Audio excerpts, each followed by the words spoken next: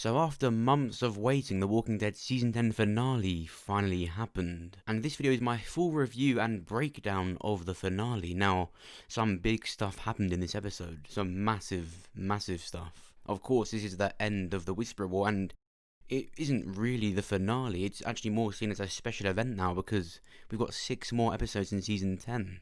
And also, an hour after this video has come out, my World Beyond video will come out. Of course, reviewing it, but there's so much that blew my mind from that episode alone. Expect that in 1 hour, but for now, let's get into the finale. Of course, quickly before we do begin, make sure you subscribe so that you're the first to hear about The Walking Dead and the first to see my videos.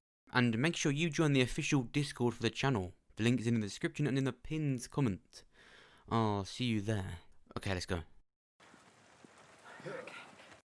Oh, for fuck. Eugene's bike had a lot of story potential and they just killed him off screen. The funniest thing about this is it's like Season 7 Episode 1 when Glenn and Abraham died. And you know you've got Rick sitting there all sad and the sad music's playing.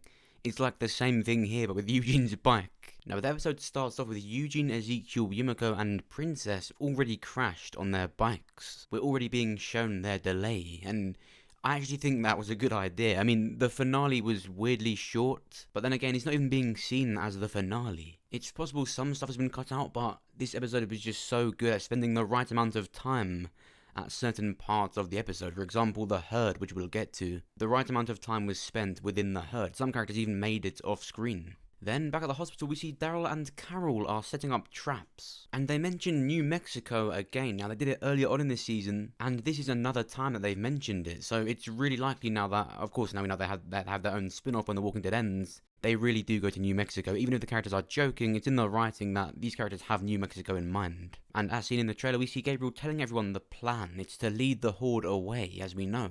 And as everyone is getting ready, we see a few interesting scenes, actually. I think this scene with Deanne and Carol was really good, because we never really heard about Negan shooting arrows and setting fire to the hilltop. We didn't hear about how he took part in that. It was actually surprising that he did. He didn't find a way to avoid it. But Deanne says to Carol, although you sent Negan away, he still did damage. And I think that is Carol's fault. Although it's an accident, she didn't intend for that. She's done a lot of damage in Season 10.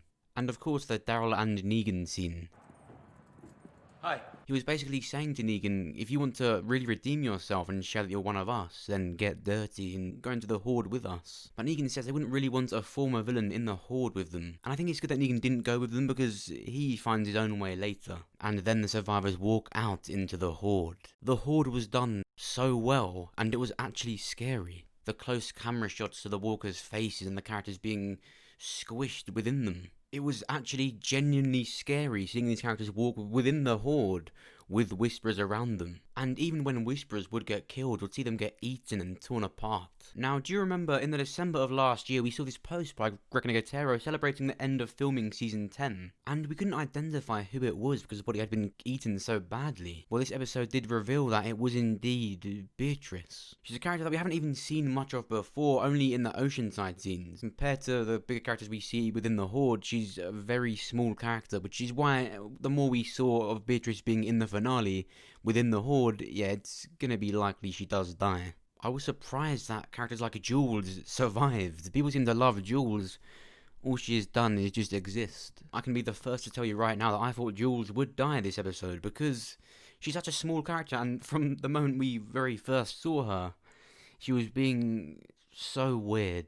And it was like it was being done purely so that when she dies, Luke would have this character development. In fact, I've said a lot of characters would die in Season 10, but Season 10 has just flown by, and yet we're still left with all these characters, so that's where Season 11 and the final 6 episodes of Season 10 come in. Because the show is ending with Season 11, when a character is put into the background, it could just mean they're going to be given a happy ending and they do survive to the very end of the show. Now that we know that the ending was in sight by the time, for example, this Luke and Jules scene happened, it really could have been done because these characters will just live to the end and have this happy relationship. If I did have one complaint about the finale, it wouldn't really be something that the finale just did itself. I think with Angela Kang as showrunner, he's obviously, of course, he's been really good.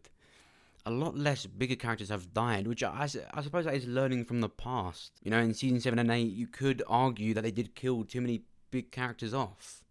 Especially Glenn, Abraham, and Carl. I think with Glenn and Abraham, that did need to happen, or at least just Abraham, or maybe just Glenn. But with big characters dying or just leaving, it does leave a lot of big characters needing to just stay. Even with the Pikes, it did feel like there were only 3 big characters on there, some we hadn't seen for 2 seasons. And just like now, we haven't seen Beatrice properly since season 7 and 8. So Beatrice hasn't been around at all, but it was like she was there purely to die so that a character would die. And by the way, if you're wondering what Gabriel said when he said this, tell her, eres mi media naranja. In Spanish, he said, "You are my other half of the orange." That's why Judith says, half orange? So he told Judith to say to Rosita, "You're my other half of the orange." It's obviously something they've come up with as a couple.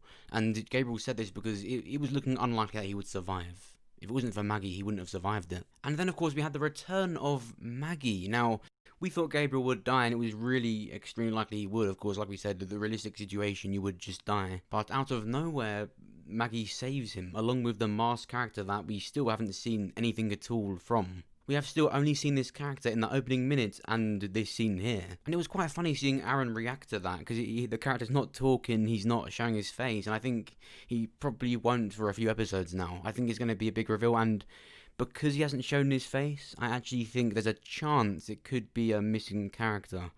But that's just, I wouldn't even know where to begin with that, because there's a few, and none of them would lead to here. I have no idea why this person would be hiding their face. Video for this coming soon. And then we have the fate of Beta. Now, with Negan going off by himself to do his own thing to help in other ways, we knew it would likely have something to do with Beta. And the coolest shit happens.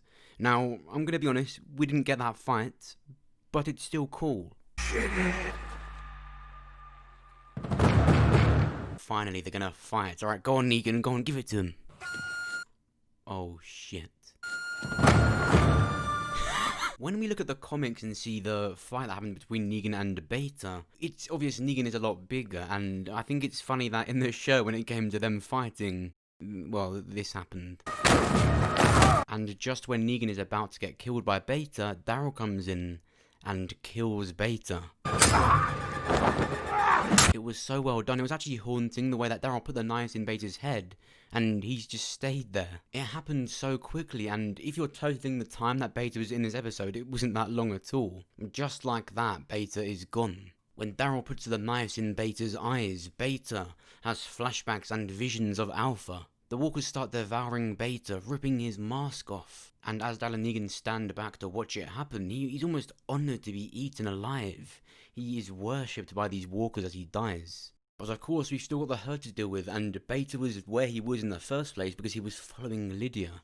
Lydia was leading the whole herd out to the cliffs. And once Lydia goes, it's Carol standing there, and she actually wants to die. She was standing there until Lydia took her away from it, and they both just hide in the corner whilst the walkers go over the cliffs, and that's how they dealt with the Herd in the end. And then it all ended, and everyone was really happy all of a sudden.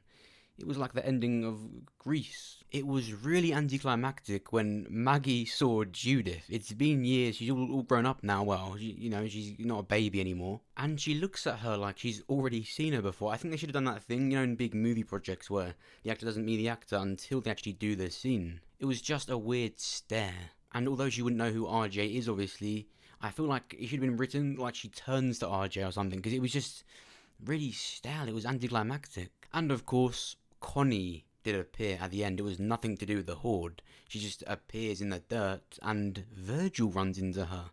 Which is why these 6 extra episodes are so important. They're like the 6 missing puzzles to whatever you think Season 10 didn't tell you. And of course, with the amazing ending to this episode, with the Commonwealth soldiers ambushing these characters, I think there's going to be a lot more time put into those episodes introducing the Commonwealth and the soldiers and where the characters are at.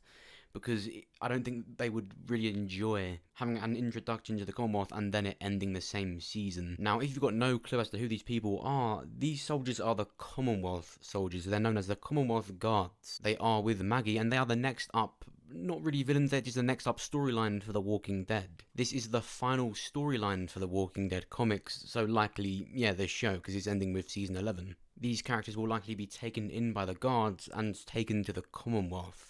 They of course do know that Eugene has been talking to Stephanie, but they've sent out these guards as a precaution. It's the safest way for them to do it. And honestly, the coolest way for the show to do it. This scene was amazing. These guards look so cool in live action. I never thought we'd ever see this armor. It's one of those things that you just would have thought the show would do differently or more realistic. But what did you think about the finale overall? Are you happy with it? Did it meet your expectations? Is there more you wanted to see in it? Is there less? Do you think Beta should have went on into season 11 and the Whisperer War arc should have went on? What didn't you like about it? And who do you think this is behind the mask? Let me know down below in the comments. If you enjoyed this video, then make sure you press the like button. It will help me out and will get this video seen by more people. If you did enjoy it, then make sure you check out my other videos. Check out my latest one, where we talk about Morgan Jones being immune in The Walking Dead. And check out this one, where we talk about a cure in The Walking Dead. And of course, make sure you subscribe so you're the first to hear about The Walking Dead and the first to see my videos. Thanks for watching. I'll see you soon. If this video gets 1,000 likes within the first day of the upload, I'll make this my new outro song for a bit. Oh, for